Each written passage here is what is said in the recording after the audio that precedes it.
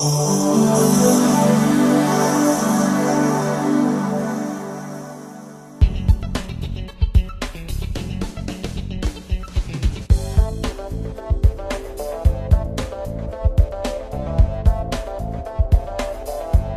je suis avec Marie-Josée Paul, audioprothésiste non bien connue dans la région parce que 32 ans en commerce ici à Sorel-Tracy. Comment ça a commencé, toute cette aventure-là qui continue de grandir? Oui, ça a commencé lorsque j'ai gradué en audioprothèse. Au départ, j'étais à Montréal pour mes études, alors j'ai décidé d'ouvrir le bureau à Montréal, mais très peu de temps après, j'ai ouvert un point de service à Sorel qui a commencé tranquillement, une fois semaine, et qui a grossi pour finir à un bureau ouvert à temps complet maintenant.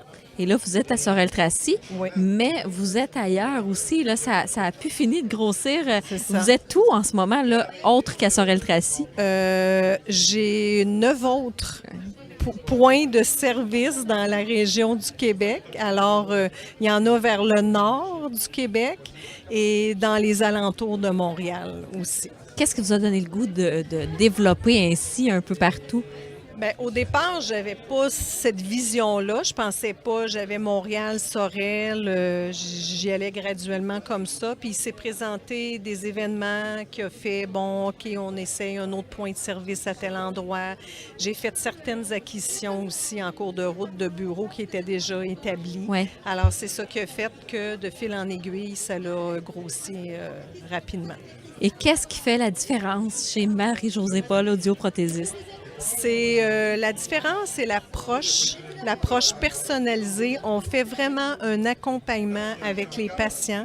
On les accompagne dans le processus de l'appareillage avec la prothèse, pas seulement pour la mise en place, mais pour tout ce qui est les à côté et aussi d'aider le patient pour qu'il soit en mesure de s'adapter plus facilement à la prothèse. Donc, on se sent bien chez vous. Oui, bien. Et à votre kiosque ici au Salon des Affaires, j'ai vu quelque chose que je ne connais pas. On dirait que c'est sorti du futur. C'est quoi?